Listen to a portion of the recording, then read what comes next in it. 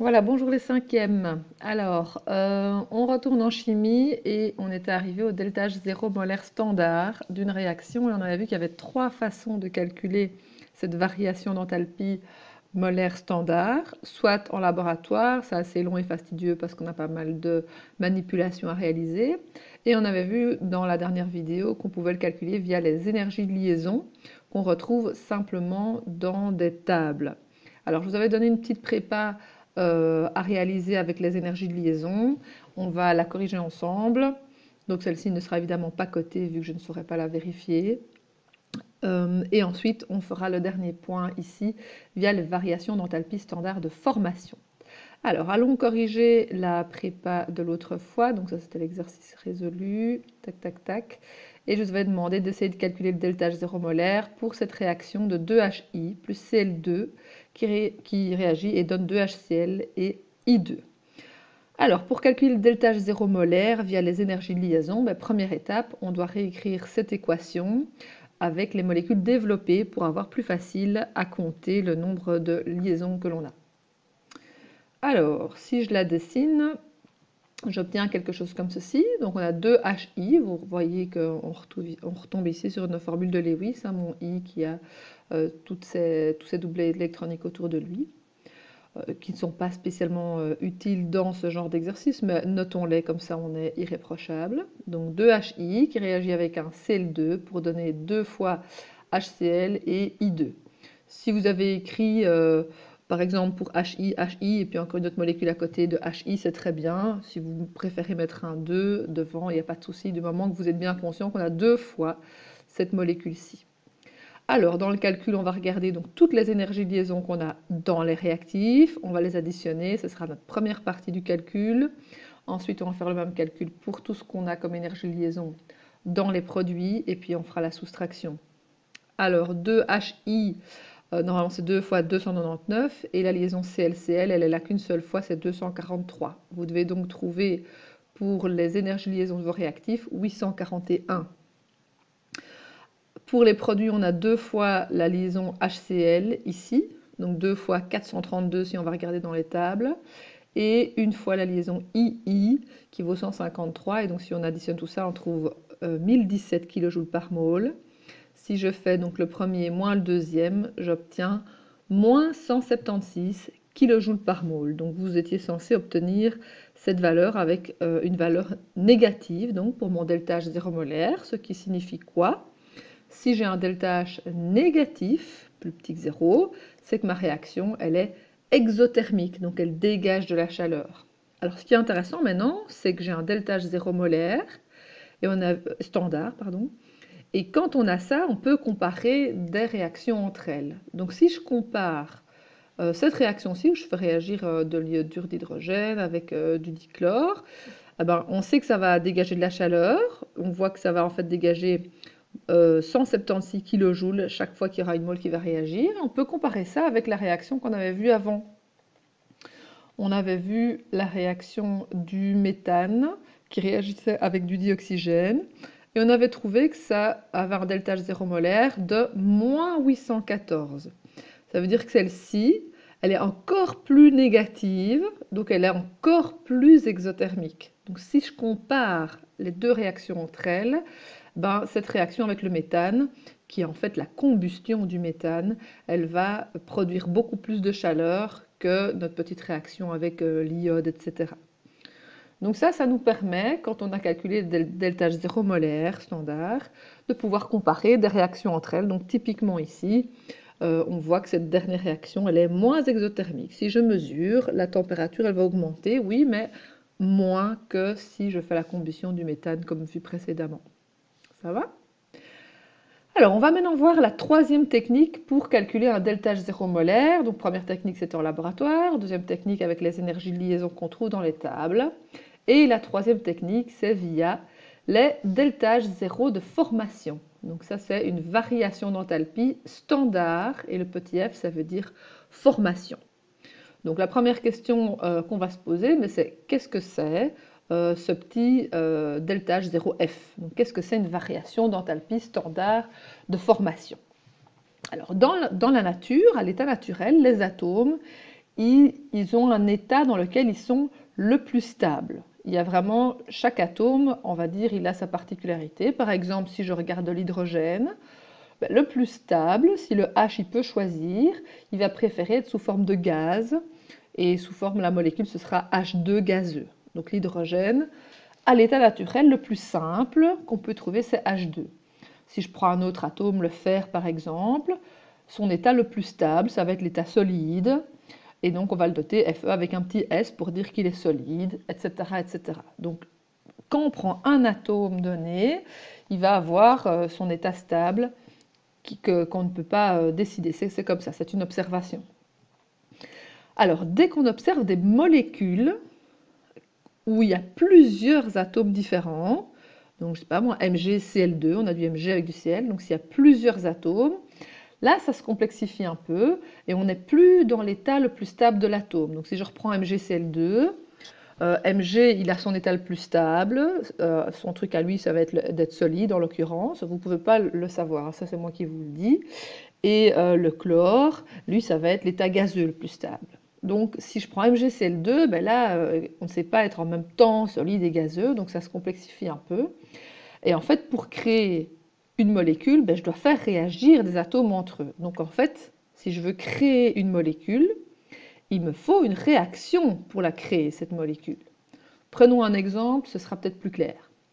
Si je prends H2O par exemple, c'est bien une molécule composée de deux atomes différents, l'hydrogène et l'oxygène, et ça vient de quoi? C'est quoi les atomes dans leur forme le plus stable? Ben, le H, l'hydrogène, on l'a vu juste avant, c'est H2 gazeux le plus stable, et l'oxygène, sa façon d'être la plus stable, c'est aussi sous une forme gazeuse, et c'est O2 gazeux. Donc en fait, la molécule pour créer, la réaction pour créer H2O, ça va être le plus stable de l'hydrogène qui va réagir avec le plus stable de l'oxygène pour donner H2O, qui est, on va dire, un poil plus compliqué que H2 et O2. Cette réaction-là, qui provient donc des éléments les plus stables, on peut lui calculer un delta H, une variation d'enthalpie standard.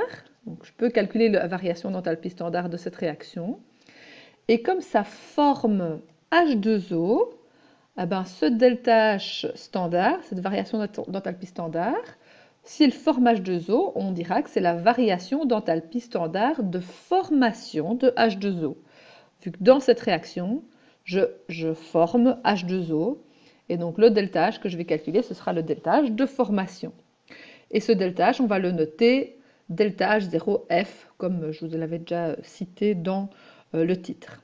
Donc dès qu'on a une réaction qui crée une molécule, on va avoir un delta H0 de formation. Donc toutes les molécules, elles viennent bien de quelque part, elles viennent chaque fois des atomes stables. Toutes les molécules, elles ont une variation d'enthalpie standard de formation. Elles ont leur enthalpie de formation à elles. Alors, une fois qu'on sait ça, on se rend compte que grâce à ces informations, qu'on va également trouver dans des tables, vous allez voir, on va pouvoir aussi calculer les delta H0 molaires d'une réaction. Alors, comment est-ce qu'on va faire ça? De la même façon qu'on avait réfléchi pour les énergies de liaison, si j'ai une réaction chimique, qu'est-ce qui se passe? J'ai des réactifs qui se transforment en produits. Donc mes réactifs, ils vont être consommés, ils vont disparaître. C'est ce que j'ai mis là, les réactifs ils sont consommés, et les produits, ils apparaissent, ils sont générés au cours de la réaction. Donc, les produits, vu qu'ils vont être générés, eh ben là, s'ils sont créés, on va pouvoir utiliser les enthalpies de formation, vu que tous les produits sont formés. Donc, pour calculer le delta H0 molaire, on va faire la somme de tous les enthalpies de formation des produits.